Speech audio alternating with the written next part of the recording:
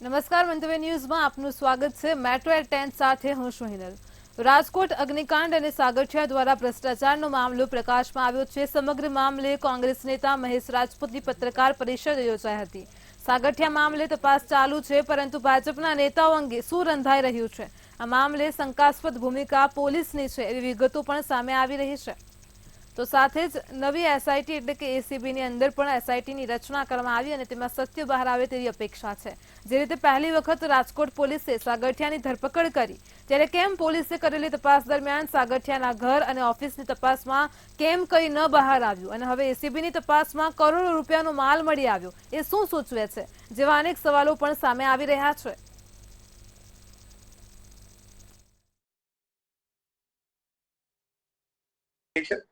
First SIT માં પણ અમે એમ કીધું હતું કે આ એસઆઈટી કઈ કરી નહીં શકે। હાઈકોર્ટના ઓર્ડર ઉપર જે કમિટી બની, એ કમિટીનો પણ શું રિપોર્ટ, અને એ છેલ્લે ગઈકાલથી આપણે જોઈએ છીએ કે કમિટી અને એસઆઈટી એ જ એનું હાઈકોર્ટમાં બેનું મિક્સિંગ કરી અને સોગંદનામું કરવાની હતી। નવી હવે એસઆઈટી આવી, હવે એસીબી ની અંદર પણ એસઆઈટી ની જે રચના કરવામાં આવી અને બિપિન આહિર જેની નિમણૂક કરવામાં આવી છે ડાયરેક્ટરની એસીબી ના, એની પાસે આપણે એવી અપેક્ષા રાખીએ કે સાચી હકીકત લઈ આવે। નીટની પરીક્ષા પાસ કરનારા પરીક્ષાર્થીઓ દ્વારા તેમના વાલીઓ સાથે રાજકોટના બહુમાળી ચોક ખાતે વિરોધ પ્રદર્શન કરવામાં આવ્યો હતો। એમબીબીએસમાં એડમિશન લેનારા વિદ્યાર્થીઓ દ્વારા વિરોધ નોંધવામાં આવ્યો હતો।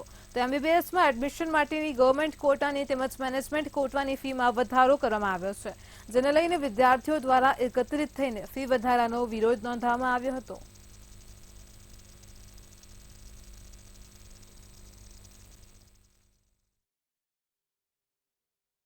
આ વખતે જીમર્સ કોલેજની ફીસ જે વધારો થયો છે ગવર્મેન્ટ કોટા અને મેનેજમેન્ટ કોટા, કે જે ગવર્મેન્ટ કોટામાં 3.5 લાખ હતી એ અત્યારે 5.5 લાખ કરવામાં આવી છે, અને જે મેનેજમેન્ટ કોટામાં જે 9 લાખ હતી એ અત્યારે 17 લાખ જેવી કરવામાં આવી છે। જે અત્યારે નીટના એડમિશન માટે અમારે કોલેજ તો જવું જ પડશે, અને મિડલ ક્લાસ ફેમિલીને આટલી અસંખ્ય ફી નો વધારો અચાનક। રાજકોટમાંથી 11,000 લોકોએ નીટ આપી હતી, એમાંથી કેટલા ક્વોલિફાય થયા એનો ડેટા નથી, પણ એવરેજ 600 ઉપર જે માર્ક આવેલા હોય એને જીમર્સ ને ગવર્મેન્ટ કોટામાં મળે, અને 550 માર્ક ઉપર આવેલા હોય એને મેનેજમેન્ટ કોટા સુધીમાં મળે। કલેક્ટરને આપી દીધું, બધા ન્યૂઝ પ્રિન્ટ મીડિયામાં આપી દીધું, આજે અમે સભા જેવું કરેલું છે, અને હવે ગાંધીનગરમાં બધા શિક્ષણ મંત્રીને જીમર્સની જે મેઇન ઓફિસ છે ત્યાં બી મંગળવારે અમારું અમદાવાદનું વાલી મંડળ જે છે એના છે, અને ભવિષ્યમાં જો કદાચ કોર્ટમાં બી જવું પડે તો એના માટે બી અમે ધીમે ધીમે પ્રિપેરેશન્સ કરી રહ્યા છીએ। દેશમાં વાયુ પ્રદૂષણની સમસ્યાના કારણે લોકો એટલા ભયભીત થઈ ગયા છે કે તેના કારણે મૃત્યુદરમાં પણ વધારો નોંધાઈ રહ્યો છે। રાજકોટની આસપાસ પણ હાલ ઘણા બધા ઔદ્યોગિક એકમો આવેલા છે। આ સાથે જ રાજકોટમાં વાહનોની સંખ્યા પણ દિવસે ને દિવસે વધી રહી છે। તો મંતવ્ય ન્યૂઝ સાથે વાત કરતા જીપીસીબીના રાજકોટના રિજિયોનલ ઓફિસર બીએમ મકવાણાએ જણાવ્યું કે રાજકોટમાં પ્રદૂષણની સ્થિતિ સામાન્ય છે। હાલ રાજકોટમાં વાયુમાં PM 2.5ની જે માત્રા હોય છે તેના કરતાં થોડું વધારે આવે છે। છેલ્લા 5 વર્ષથી પ્રદૂષણમાં ઘટાડો નોંધાઈ રહ્યો છે।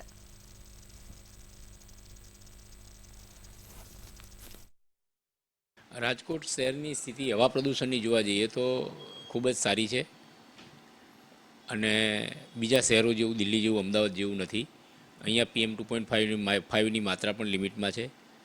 PM 10ની માત્રા થોડીક 110 જેવી આવે છે, 100થી વધારે, પણ એના માટે નેશનલ ક્લીન એર પ્રોગ્રામ પણ ચાલે છે। એના માટે RMC પણ પ્રયત્ન કરે છે, જીપીસીબી પણ પ્રયત્ન કરે છે, અને દિવસે દિવસે PM 10ની માત્રા લગભગ સુધરી રહી છે। રાજકોટ બેડી માર્કેટિંગ યાર્ડના ચેરમેન અને વાઇસ ચેરમેનની ચૂંટણીમાં ભાજપ સામે ભાજપના જ ઉમેદવારો મેદાનમાં આવતા બળવાની શક્યતા વચ્ચે ફરી એક વખત રાંદડિયા જૂથનો દબદબો યથાવત રહ્યો છે। આજે ચેરમેન પદ પર જયેશ બોગરાને રિપીટ કરવામાં આવ્યા છે, જ્યારે વાઇસ ચેરમેન પદ પર વિજય કોરાટની નિમણૂક કરવામાં આવી છે।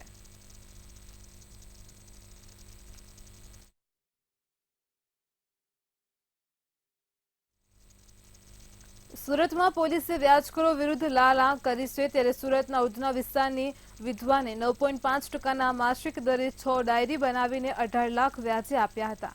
તેમ છતાં સામે તેને 13.40 લાખ રૂપિયા વસૂલ્યા હતા। લાલીને તેના માણસો મહિલાને ફોન કરીને વ્યાજના રૂપિયા બળજબરીથી કઢાવી લીધા હતા. હજુ 10 લાખ લેવાના બાકી છે અને તે આપી દેશે નહીતર જીવતી નહીં રહે તેવી ધમકી પણ આપતા હતા. તો ઉધનાના માથાભારે ફાઇનાન્સરની ઓફિસમાં પોલીસે તપાસ હાથ ધરી હતી. પોલીસની ઓફિસમાંથી કોરા ચેક, ડાયરીઓ સહિતના દસ્તાવેજો મળ્યા હતા. તો પોલીસે હાલ માથાભારે ફાઇનાન્સર વિરુદ્ધ ગુનો નોંધીને તપાસ હાથ ધરી છે. અને જે ફરિયાદી છે એના પુત્રને અને એમના એક ઓળખીતા મિત્રને આ બધાને ધમકી આપતો હતો. એ ધમકી આપવામાં ધર્મેન્દ્રની સાથે સાથે અન્ય 2 વ્યક્તિઓ રવિ અને મોહન પણ હતા. પોલીસે આ ત્રણેય વિરુદ્ધ ગુનો દાખલ કર્યો છે, જેમાં આઈપીસી 384, આઈપીસી 387, નાણાં ધીરધારની કલમો વગેરે ઉમેરી અને કાર્યવાહી કરવામાં આવેલ છે. પોલીસે જ્યારે આરોપીઓને પકડવા માટે એના સ્થળે ગઈ ત્યારે આરોપીઓ ત્યાંથી ભાગી ગયા હતા, પરંતુ સ્થળ ઉપર જે અમને મુદ્દામાલ મળ્યો એમાં અલગ અલગ 57 ચેક મળ્યા છે કે આ અલગ અલગ પાર્ટીઓના ચેક છે કે જે અત્યારે પોલીસને એમ જણાય છે કે તેઓ ભોગ બનનારના છે. રથયાત્રાને હવે ગણતરીના જ દિવસો બાકી છે અને ત્યારે રથયાત્રાને લઈને જગન્નાથ મંદિરમાં તડામાર તૈયારીઓ ચાલી રહી છે. એક પછી એક પ્રસંગોની ભવ્ય ઉજવણી કરવામાં આવી રહી છે. આજે અમદાવાદના જગન્નાથ મંદિરમાં નેત્રોત્સવની ઉજવણી કરવામાં આવી હતી અને જે બાદ નીચ મંદિરમાં મૂર્તિઓના સ્થાપના બાદ ધ્વજારોહણ કરવામાં પણ આવ્યું હતું. તો મંદિરના મહંત દ્વારા ધ્વજારોહણની વિધિ કરવામાં આવી હતી. દર વર્ષે નેત્રોત્સવ વિધિ બાદ મંદિરની ધજા બદલાય છે. તો ધ્વજારોહણ બાદ ગજરાજનું પૂજન પણ કરવામાં આવ્યું હતું. આ પ્રસંગે મંદિરમાં ભવ્ય ભંડારનું પણ આયોજન કરાયું હતું.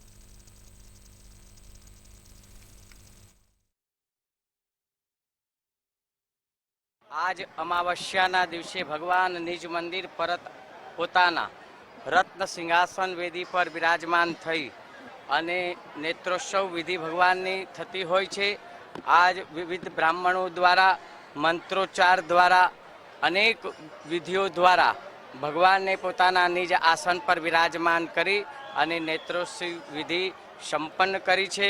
ત્યારબાદ ધજા અર્પણ પણ કરવામાં આવતી હોય છે. ધજાનું ખૂબ મહત્ત્વ રહેલું છે, કારણ કે એમ કહેવાય છે કે દર્શન ના થાય પણ જો ધજાના દર્શન થાય તો એની પુણ્યની પ્રાપ્તિ થતી હોય છે. તો એવી ધજા નીલચક્ર પર ધરાવવામાં આવી છે. અનેક ભક્તો, સંતો, મહંતોને થોડીક સમયમાં જેવી રીતે કે ભંડારાનું આયોજન કરવામાં આવ્યું છે, એ ભંડારાનું આયોજન પણ ચાલુ છે. સમગ્ર દેશની 3જા નંબરની અને રાજ્યની 2જા નંબરની રથયાત્રા ભાવનગર ખાતે યોજાય છે. જે રથયાત્રા અંતર્ગત અનેક તૈયારીઓ અગાઉથી જ કરવામાં આવી રહી છે. આ રથયાત્રાનું મુખ્ય આકર્ષણ કેન્દ્ર એટલે વિવિધ અખાડાઓ હોય છે. 7 જુલાઈ અષાઢી બીજના રોજ ભાવનગરમાંથી નીકળનારી ભગવાન જગન્નાથની 39મી રથયાત્રા નીકળશે અને જેમાં અખાડાના વીએચપી બજરંગ દળના યુવાનો તેમજ દુર્ગા વાહિનીના બહેનો દ્વારા દર વર્ષની જેમ અગાઉથી જ તૈયારીઓનો પ્રારંભ કર્યો હતો. કુલ 200 જેટલા ભાઈઓ અને બહેનો મળીને અખાડાને રથયાત્રા દરમિયાન તેમના કરતબો કરશે.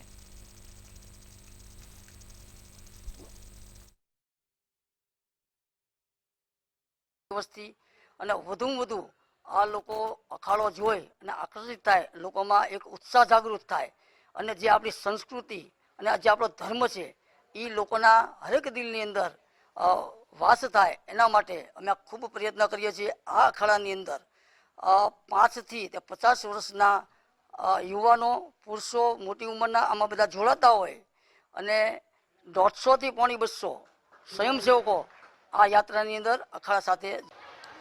આવતી 7 જુલાઈ એટલે કે બીજ, અષાઢી બીજ એટલે કે કહેવાય કે અખિલ બ્રહ્માંડનો માલિક જગન્નાથ ભાઈ બલભદ્ર અને બેન સુભદ્રા સાથે નગરચર્યાએ નીકળે છે.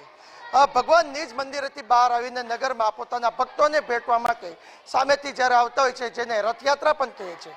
કહી શકાય કે ભાવનગરની રથયાત્રા ગુજરાતમાં 2જા નંબરની છે.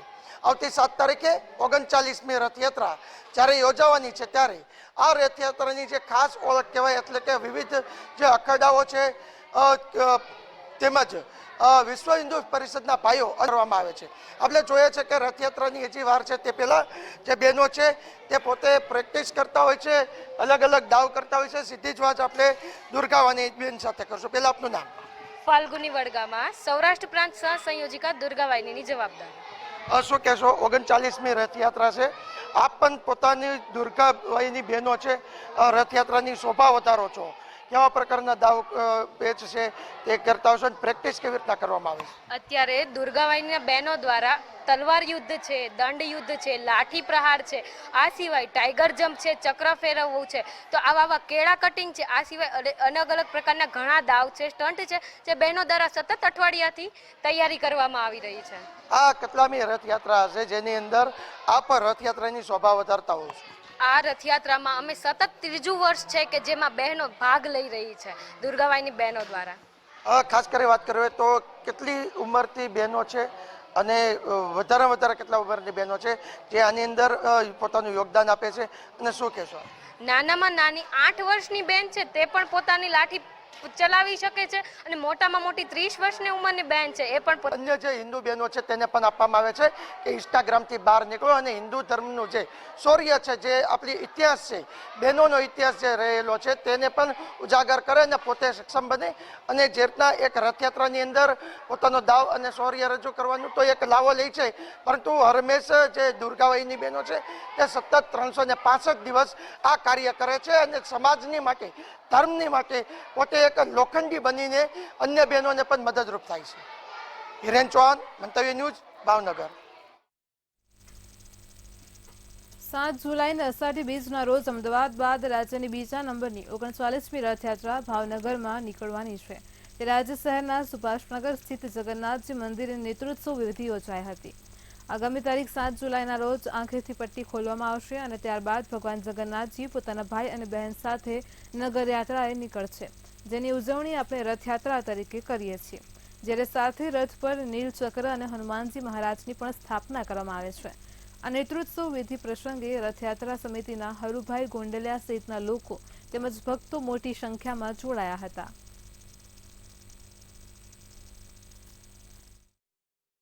ભાવનગરમાં આગામી 7મી જુલાઈએ 39મી ભગવાન જગન્નાથજીની રથયાત્રા ભાવનગરમાં પસાર થવાની છે. આ રથયાત્રા પહેલા કેટલાક પ્રસંગો ભગવાનના હોય છે. જેઠ સુદ પૂનમના દિવસે ભગવાનનો જળાભિષેક થાય છે.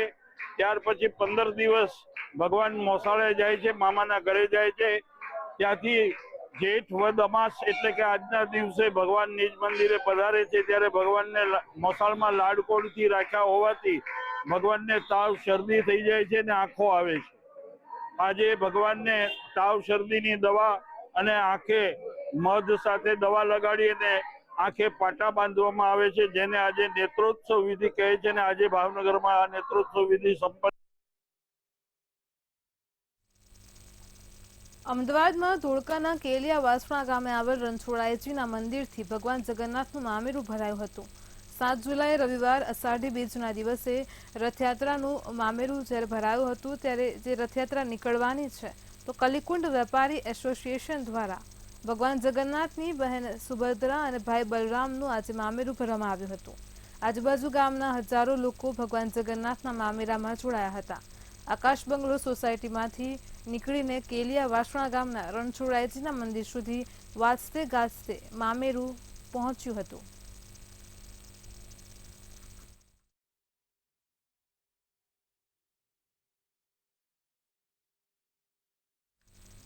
અમદાવાદના કાલુપુર રેલવે સ્ટેશન વિસ્તારમાં ટ્રાફિકની સમસ્યા વધી રહી છે. આથી રેલવે વિભાગ દ્વારા એલિવેટેડ રોડ બનાવવામાં આવશે. નવા બનનારા સ્ટેશન પર મુસાફરો સરળતાથી પહોંચી શકે તે માટે કાલુપુર બ્રિજથી સારંગપુર બ્રિજ સુધી સ્ટેશનને જોડતો નવા 10 મીટર ઊંચા એલિવેટેડ રોડની કામગીરી કરવામાં આવશે. આ નવા એલિવેટેડ બ્રિજના કારણે શહેરના કોઈપણ વિસ્તારના અને કોઈપણ જગ્યાથી આવતી વ્યક્તિ કાલુપુર નજીક ટ્રાફિકમાં ફસાશે નહીં. તો 10 મીટર ઊંચા એલિવેટેડ બ્રિજ પરથી સ્ટેશન પર આવવા જવા માટે પ્લેટફોર્મ બનાવવામાં આવશે અને રસ્તો પણ કરી આપવામાં આવશે.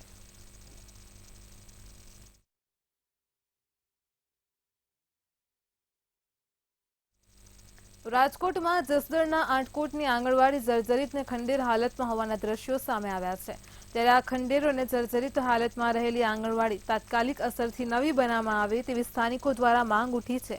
જર્જરિત આંગણવાડીના કારણે અહીં આવતા 20થી વધારે બાળકો અને કર્મચારીઓને અનેક પ્રકારની મુશ્કેલીઓનો સામનો કરવો પડ્યો છે.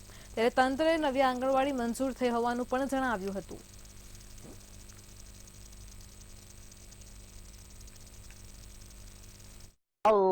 થઈ ગઈ હાવ વરસાદને લીધે જર્જરી, છતાં તોય છોકરા ભણે છે. કોથળી પાથરીને વરસાદના ટીપા પાણીના પડે છે, છતાં કોથળી પાથરીને નાસ્તો એ બેન દે છે. તોય કઈ અધિકારીઓને કેટલી વાર રજૂ કરી તોય કઈ ધ્યાનમાં નથી આવતું. જલ્દી તકે રિપેરિંગ થઈ જાય કે નવું ફાળવામાં આવે એવી અમારી માંગ છે આટકોટ વાળાને. જાણવા મળ્યું કે આટકોટ આંગણવાડી કેન્દ્ર નંબર 2 એકદમ જર્જર હાલતમાં હોય, ઉપરથી પોળા પડે છે, દિવાલોમાં તિરાડો પડી ગઈ છે અને નાના નાના ભૂલકાઓ આંગણવાડીમાં શિક્ષણ લે છે. હવે આ લોકોને પરિસ્થિતિ એકદમ ખરાબ છે. આમાં કઈ પણ અગ્નિકાંડ, રાજકોટ અગ્નિકાંડ જેવી કઈ પરિસ્થિતિ સર્જાય તો આની જવાબદારી કોની રહેશે? અધિકારીનો રજૂઆત કરી એટલે કે થઈ જાય છે, રિનોવેશનમાં મોકલેલું છે. તો અમારી ગામ લોકોની માંગણી છે વહેલી તકે રિનોવેશન કરતા, આ રિનોવેશન હાલે એવું નથી, લૂણો લાગી ગયો છે બાલ મંદિરમાં, વહેલી તકે નવું બનાવવામાં આવે. જગ્યા જોઈએ તો પંચાયત આપશે. 6 આંગણવાડી માટે 2 લાખ રૂપિયા ફાળવ્યા છે અને એનું કામ એસ્ટિમેટમાં ઝડપથી કામ થઈ રહ્યું છે. 4 થી 5 દિવસ પહેલાં અમે ખૂબ રૂબરૂ જઈને ત્યાં મુલાકાત લઈ અને એ જ આંગણવાડીમાં 2 લાખ રૂપિયા ફાળવ્યા છે અને ટૂંક સમયમાં કામ શરૂ થશે. સુરતમાં કડોદરામાંથી એલ્યુમિનિયમ કંડક્ટરના ડ્રમ સગીવગી કરવાનો મામલો સામે આવ્યો છે. પોલીસે વીજ વિભાગીય કચેરીના 2 જુનિયર ઇજનેરને ઝડપી પાડ્યા હતા, જેમાં કડોદરામાં વીજ વિભાગના ઇજનેરો સરકારીની માલિકી હસ્તક રહેલ એલ્યુમિનિયમ કંડક્ટર ડ્રમ ચોરી કર્યા હતા. આર્થિક ફાયદા માટે બંને જુનિયર ઇજનેરે એકબીજાની મદદગારી લીધી હતી અને ત્યારે કડોદરા ડીજીવીસીએલ કચેરીને ખ્યાલે આવતા જ પોલીસ ફરિયાદ પણ કરી હતી. કડોદરા પોલીસે આ અંગે તપાસ કરતા સમગ્ર ભાંડો ફૂટ્યો હતો.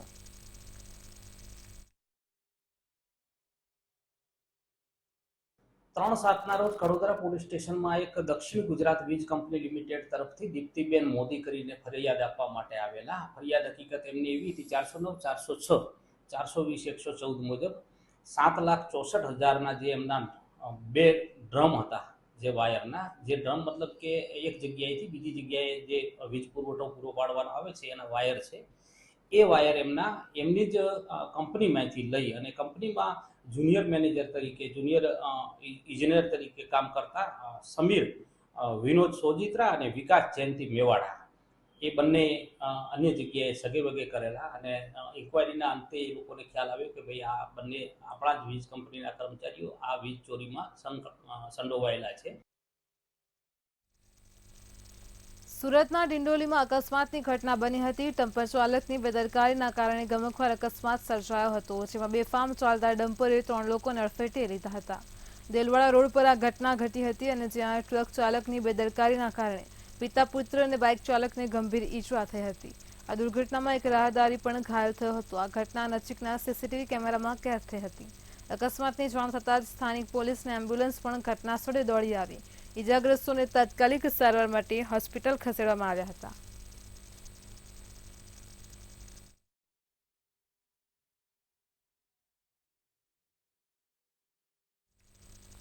જામનગરમાં પીજીવીસીએલના કર્મચારીએ પોતાના જન્મદિવસની વિશેષ ઉજવણી કરી છે, જેમાં સંજય જાની નામના કર્મચારીએ જુદા જુદા વૃક્ષોના બી વિતરણ કરીને જન્મદિવસની ઉજવણી કરી છે.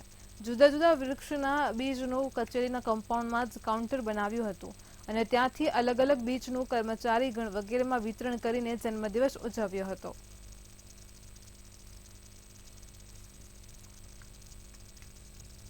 જન્મદિવસ નિમિત્તે મેં પ્રકૃતિ મિત્ર દ્વારા એક નવતર પ્રયોગ કર્યો છે કે જે ફૂલ છોડના બીજ છે એનું નિઃશુલ્ક વિતરણનો પ્રોગ્રામ આજે રોજ અમે પીજીવીસીએલ કમ્પાઉન્ડમાં રાખવામાં આવેલ છે, જે આમ જનતા માટે તથા કર્મચારીને નિઃશુલ્ક આપવામાં આવશે. પીજીવીસીએલ જામનગર સર્કલના સર્વેયર એવા સંજયભાઈ જાની તથા પ્રકૃતિ મિત્ર ફાઉન્ડેશન દ્વારા એક સીડ્સ વિતરણનો કાર્યક્રમ ગોઠવવામાં આવ્યો છે. સંજયભાઈ જાની અમારા સર્વેયર છે અને એમના બર્થડેના માનમાં કોઈ બીજી પ્રવૃત્તિ કરવાના બદલે એમણે પ્રિફર કર્યું છે કે આપણે ફ્રીમાં અલગ અલગ મોટા વૃક્ષોના સીડ્સનું આપણે વિતરણ કરશું. આ એક ખૂબ સારો વિચાર છે અને જો દરેક વ્યક્તિ આ રીતે પોતાના ઘરમાં કે પોતાના એરિયાની અંદર આ રીતે મોટા વૃક્ષો વાવશે તો પર્યાવરણને આપણે ખૂબ મદદરૂપ થઈ શકશું. સુરતમાં નવાગામ ડિંડોલી વિસ્તારમાં રેલવેના પાટા ક્રોસ કરતી 16 વર્ષની સગીરા ટ્રેનની અડફેટે આવી જતા મોતને ભેટી હતી. સગીરાનું મોત થતાં જ પરિવારમાં શોકનો માહોલ છવાઈ ગયો હતો. આ અંગે મળતી માહિતી પ્રમાણે સુરતના નવાગામ ડિંડોલી વિસ્તારમાં રહેતી 16 વર્ષીય મેઘના ઠાકર ધોરણ 12 કોમર્સમાં અભ્યાસ કરતી હતી અને ત્યારે તે તારીખ 4 જુલાઈના રોજ સાંજના 6:30 કલાકે ટ્યુશન માટે જવા નીકળી હતી. આ દરમિયાન નવાગામ ડિંડોલી રેલવે ટ્રેક પરથી તે રસ્તો ક્રોસ કરતી હતી અને ત્યારે ધ્યાન ન જતા તે ટ્રેનની અડફેટે આવી જતા ઘટના સ્થળે તેનું મોત નીપજ્યું હતું. જોકે આજુબાજુના લોકોએ મેઘનાને તાત્કાલિક હોસ્પિટલ ખસેડી હતી, પરંતુ ફરજ પરના તબીબોએ તેને મૃત જાહેર કરી હતી. આ સાથે જ મૃતક મેઘનાના મામા પંકજ સોનવળે જણાવ્યું હતું કે પોતાના બાળકોને જોખમવાળા રસ્તાઓ પર એકલા જવા ન દો અને તેમને તકેદારી રાખવાની સૂચના આપો.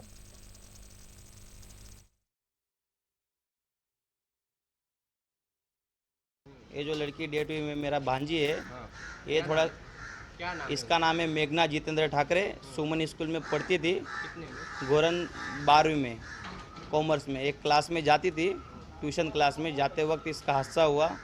ये जो है जब हमारा तो हो गया, आगे चल के जो भी बच्चे माँ बाप के खुद रिक्शे में जाए, रेलवे क्रॉसिंग ना करे। घटना कल 4 तारीख को 6 बजे हुई थी। क्लास थी 6:30 बजे की, क्लास में जा रही थी। क्लास में जाते जाते ये हादसा हुआ। क्या हुआ था? वो अकेली जा रही थी, रेलवे में आके उसको कुछ मालूम ही नहीं पड़ा कि क्या हुआ। रेलवे के चपेटे में आ गई वो। क्या उसको अकेली जाती थी या कोई छोड़ने? मम्मी पापा छोड़ने जाते थे। कल मम्मी का तबीयत खराब था, इसके लिए लड़की बोले मैं अकेली चली जाऊँगी। मम्मी नहीं आई तो अकेली चली। સુરતમાં હડકા શ્વાનનો આતંક જોવા મળ્યો છે. માંગરોળના કંટવાવ ગામ ખાતે શ્વાનનો આતંક જોવા મળ્યો છે. 10થી વધુ લોકોને શ્વાને બચકા ભર્યા છે અને લોકોને બચકા ભરવાના બનાવો સામે આવતા જ ગામમાં ફફડાટ ફેલાયો છે. હડકા શ્વાને એક પશુને પણ બચકું ભર્યું છે. તો વાંકલ આરોગ્યની ટીમ ઘટના સ્થળે પહોંચી હતી અને બચકા ભરેલ તમામ ઈજાગ્રસ્તોને સારવાર પણ આપવામાં આવી હતી. વરસાદ શરૂ થતાં જ હડકા શ્વાનનું મોત થતાં લોકોએ હાશકારો અનુભવ્યો છે.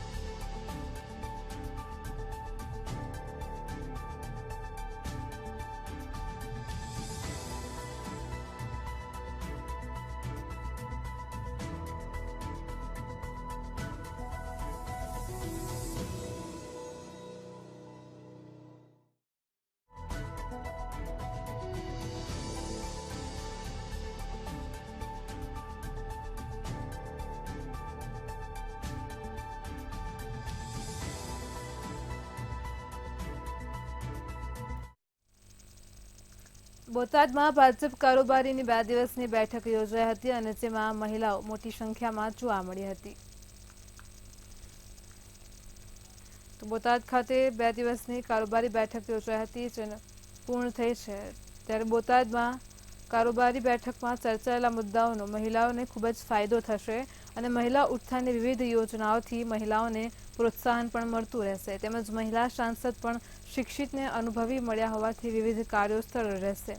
બેઠકમાં વધુમાં જણાવ્યું હતું કે વડાપ્રધાન મોદીએ મહિલાઓ માટે કરેલા કામો લોકો સુધી પહોંચાડવામાં આવશે.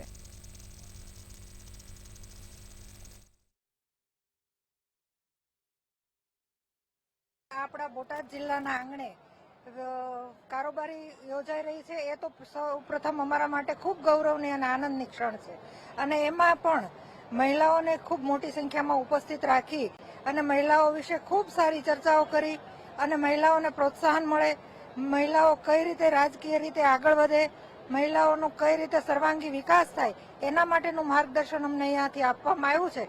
સાથોસાથ જિલ્લાના કે રાજ્યના મહિલાઓ માટે શું શું કરી શકે સરકાર, એના માટે પણ વિચાર. વડોદરામાં વિકાસ રોકાયો છે. અટલાદરા અને માંજલપુરને જોડતો રેલવે બ્રિજ 4 વર્ષે પણ અધૂરો જોવા મળી રહ્યો છે. તો કોર્પોરેશન 4 વર્ષથી આ બ્રિજનું નિર્માણ કરી રહ્યું છે. કુલ 47 કરોડની આ યોજના 5 વર્ષ પછી પણ અધૂરી જ જોવા મળી રહી છે. તો કોર્પોરેશને રેલવેનું બહાનું કાઢીને જવાબદારીમાંથી છટકી રહ્યું છે. રેલવે અને કોર્પોરેશનના અધિકારીઓમાં સંકલનનો અભાવ જોવા મળ્યો છે અને સંકલનના અભાવે જ બ્રિજનું કામ સમય મર્યાદામાં પૂરું થઈ શક્યું નથી.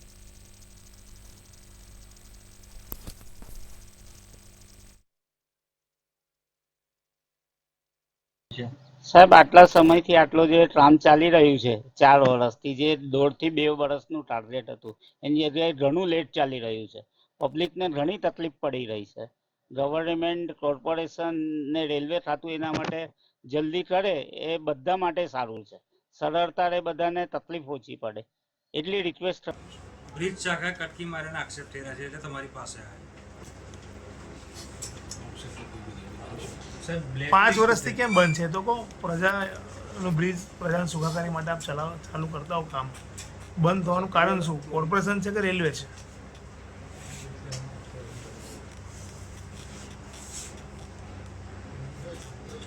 એકચ્યુઅલી આ કામગીરી જે ચાલે છે એમાં રેલવે અત્યારે કામગીરી કરી રહી છે. વડોદરા કોર્પોરેશનનું કામ જુલાઈ 23થી પૂરું થઈ ગયું છે. વડોદરામાં જ્યારે રેલવે ઓવરબ્રિજ બન્યા છે, નાગરિકોને ખૂબ હાલાકી પડી છે અને વર્ષો સુધી કામ પૂર્ણ નથી થતા.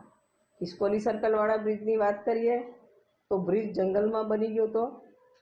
આજથી 10 વર્ષ પહેલાં, 10 થી 12 વર્ષ પહેલાં બ્રિજ બન્યો અને હજી એનો એપ્રોચ રોડનું ફાઇનલ કામ પૂર્ણ નથી થયું. હવે કદાચ અત્યારે ટેન્ડર થયું છે તો 12 વર્ષ થયા. એ જ રીતે પંડ્યા બ્રિજવાળું ઇનોગ્રેટ કર્યા પછી 5 વર્ષ સુધી વાઇડનિંગનું કામ થયું હતું અને દરબાર ચોકડી આગળ જે અત્યારે બ્રિજ બને છે એમાં બી ખૂબ મોટા વિલંબ થયા છે. વડોદરાનો વિકાસ થંભી ગયો. આપ જોઈ શકો છો એમ આ બ્રિજ છે, માજલપુરથી અટલાદરાને જોડતો બ્રિજ છે. અંદાજિત 47 કરોડ રૂપિયાનો આ બ્રિજ બની રહ્યો છે, પરંતુ છેલ્લા 3 વર્ષ થઈ ગયા છતાં બ્રિજનું કામ પૂર્ણ નથી થતું. અને ગુજરાતના મુખ્યમંત્રી ભૂપેન્દ્ર પટેલ પણ કહે છે કે સુરત, અમદાવાદ આગળ નીકળી ગયું, વડોદરા કેમ થંભી ગયું? એની પાછળ કંઈક ને કંઈક કારણ આવા પણ છે કે અંદાજિત 47 કરોડનો બ્રિજ અને હાલ આ કામ ગોકળગાય ગતિએ ચાલે છે. એ બાજુ નાગરિકોને વેરાનું વળતર નથી મળતું અને બીજી બાજુ 250 કરોડ રૂપિયા બોન્ડ એટલે વ્યાજ થકી લીધા છે. એટલે વ્યાજે રૂપિયા લીધા હોવા છતાં પણ વિકાસ થંભી ગયો છે. આપણે અહીંથી 3 વર્ષથી બ્રિજનું કામ ચાલી રહ્યું છે, થંભી ગયો છે વિકાસ. અને તમને શું તકલીફ પડી રહી છે? એ પડી રહી છે કે જે સ્કૂલમાં જવામાં તકલીફ બહુ પડી છે. ફાટક 4-5 ગાડી જાય ત્યાં સુધી ફાટક ખુલતા નથી. બીજું કે તકલીફ એ પડે છે કે પાછળની સાઈડનો જો રસ્તો છે એમાં પાણી ભરાઈ જાય છે. આમ ગોલ ઠેઠ વરસાદ બ્રિજ ભરવા જવું છે, આમ વિશ્વાંતરી જવું પડે છે. પેલી ફાટક વહેલી ખુલતી બી નહીં. આ ફાટકે ત્યાં પેલી સૂર્યદર્શન ફાટકે ટ્રાફિક બહુ જામ છે અને અહીંયા કેવું 7-8 ગાડી ચાલુ કર્યા વગર ખોલતા નથી. એવું કે છે કે આ પેનલ વાળી ફાટક છે, એવું કે છે. આ જે વિકાસ થંભી ગયો છે એનાથી શું તમારે પેટ્રોલની પણ ખપત વધારે થઈ રહી છે અને બીજી શું તકલીફ પડી રહી છે? પેટ્રોલ તો મોંઘું જ છે જ. પહેલી વાત તો કોઈ બી વસ્તુ તમે જાઓ તો મોંઘવારી તો બધામાં નડે છે. એ સામે વળતર બી એટલી સેલરી નહીં મળતી. પણ મેન વસ્તુ કે જે આ જ કામ થતું હોય તો એના લીધે મોડું બહુ થાય છે. આ 4 વર્ષ થાય છે આ બ્રિજને ઉદઘાટન કરે, ખાતમુહૂર્ત કરે, 4 વર્ષ થાય. ત્યાં પછી મેયર સાહેબને મેં રજૂઆત કરેલી. મેયર સાહેબ નિલેશ રાઠોડ જાતે આવ્યા અને કીધું કે 6 મહિનાની અંદર આ બ્રિજ રેડી થઈ જશે. એની જગ્યાએ આજે 1-1.5 વર્ષ થવા આવ્યું. એટલે નાગરિક લઈ ગયા પરંતુ બ્રિજ બન્યો નથી. હવે એ જોવું રહ્યું કે અહેવાલ બાદ આ બ્રિજનું કામ કેટલું ઝડપી થઈ રહ્યું છે. કેમેરામેન કેતન શિંદે સાથે નિલેશ બ્રહ્મભટ્ટ, મંતવ્ય ન્યૂઝ, વડોદરા. વડોદરાના સાવલીમાં વિધર્મી યુવાને સગીરાનું અપહરણ કર્યું હતું. લગ્નની લાલચ આપીને સગીરાનું અપહરણ કરવામાં આવ્યું હતું. તો પ્રેમમાં ફસાવી લગ્નની લાલચ આપીને દુષ્કર્મ પણ આચરવામાં આવ્યું હતું. અપહરણ કરીને તેને જયપુર તેમજ બોમ્બે લઈ જઈને દુષ્કર્મ આચર્યું હતું. અને સગીરાના પરિવારે વિધર્મી યુવક વિરુદ્ધ ગુનો દાખલ કર્યો છે. યુવક વિરુદ્ધ અપહરણ તેમજ પોક્સો હેઠળ ગુનો દાખલ કરવામાં આવ્યો છે. તો બાતમીના આધારે યુવક જરોદ ગામ ખાતેથી ઝડપાયો છે. આ મામલે પોલીસ આરોપીની પૂછપરછ કરશે.